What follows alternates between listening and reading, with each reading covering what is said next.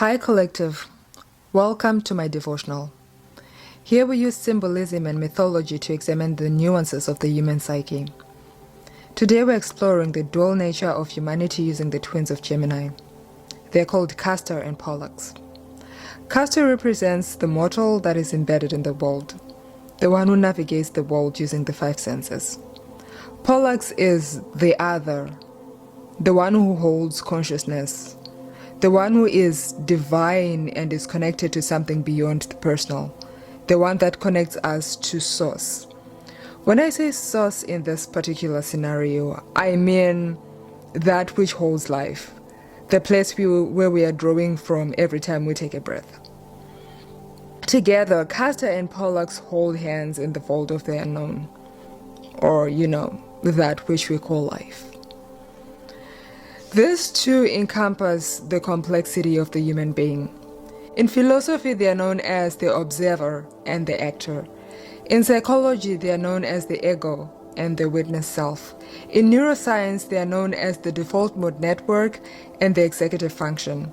In depth psychology, they are known as the thinking function and the will. To illustrate the differences between the twins, I am going to pick the philosophical aspect to compare the differences. Think of the inner twin as the observer and the outer twin as the actor. In function, the inner twin thinks, imagines, and narrates, while the outer twin chooses, acts, and commits. In time orientation, the inner twin lives in the past and future simultaneously, while the outer twin must exist in the present moment. In relationship to possibility, the inner twin holds all options open. The outer twin must collapse possibility into a singularity. In mythology, the inner twin is represented by Pollux, while the outer twin is represented by Castor.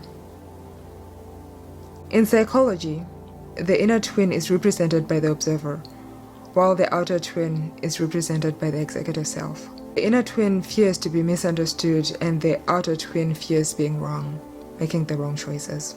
Our role as the human being is to make sure that the inner twin and the outer twin are synchronized, a practice Carl Jung called integration of the shadow.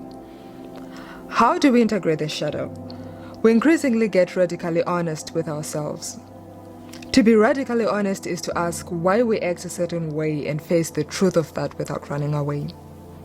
It's very important to note that the psyche likes being comfortable.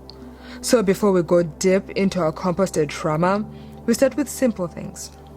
Mine would be, why do I still listen to church music even though I am effectively not Christian? The answer is that because my whole family is Christian. When I'm out here navigating my hermit world alone, I listen to church hymns and it reminds me that I may be alone now, but I come from so much love. And everyone in that place that I cannot access is rooting for me. It's like getting to know yourself at a deeper level, the way you would get to know somebody that you love. For today's elemental prayer, we start with air. I quiet my mind enough to hear which thoughts are true. Water. I feel for which possibility my soul is actually reaching for. Fire. I commit my whole self to a single, courageous action.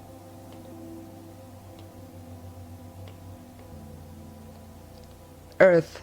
I trust that what I plant in the world will speak for the both of who I am. That is it, Collective. I hope you have a good day.